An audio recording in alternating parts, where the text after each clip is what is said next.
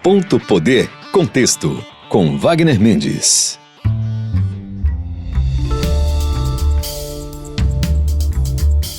Olá, sejam muito bem-vindos ao Ponto Poder Contexto aqui na Verdinha, FM 92.5. Eu sou o Wagner Mendes, editor e colunista do Ponto Poder, e hoje a gente traz para você os bastidores da política cearense, que anda bem movimentada aí, por sinal. Hoje a gente fala do retorno de André Fernandes à cena política. Ele esteve na Câmara Municipal de Fortaleza e deu algumas declarações. A gente fala também da declaração de Cid Gomes, afirmando que seria um constrangimento uma eventual candidatura de Ciro.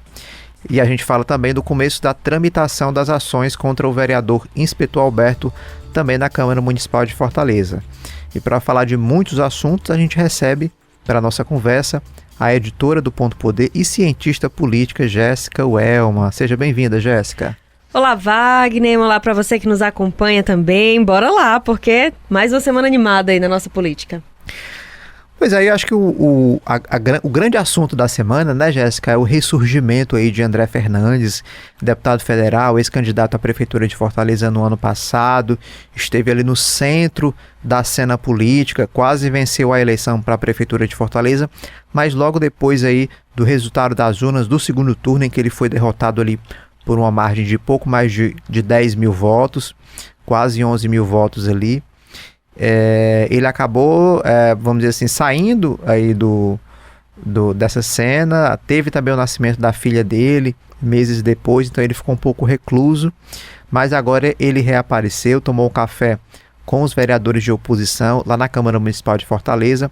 Como é que você avalia, Jéssica, depois desse período aí em que ele foi muito protagonista, enquanto candidato, enquanto voz de oposição ao grupo que é liderado pelo Camilo Santana aqui no Ceará, fez uma eleição super disputada aqui em Fortaleza, mas ele acabou, vamos dizer assim, submergindo, né, nesse processo, não deu declarações, fez poucas declarações aí nas redes sociais.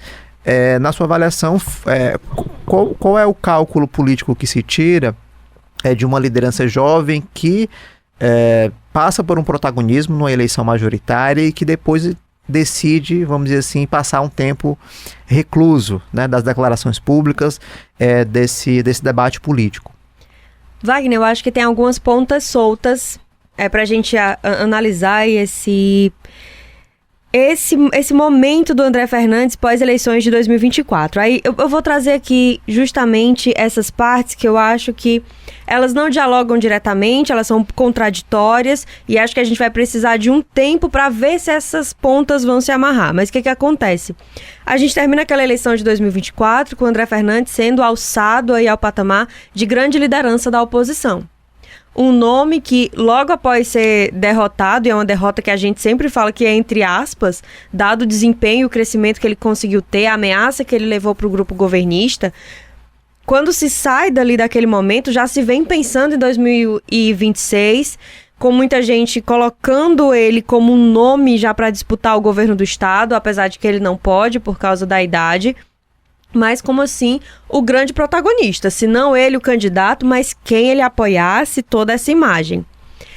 Claro que não é de se espantar que depois de uma eleição acirrada como aquela, ainda mais para um nome que estava disputando pela primeira vez uma eleição municipal, que ele mesmo certamente não esperava ter o desempenho que teve, dá uma ressaca. Não é estranho que a pessoa escolha ali um momento de reclusão. Tudo bem, ele teve esse processo pessoal do nascimento da filha dele, mas aí vem essas partes que, para mim, elas são um pouco contraditórias.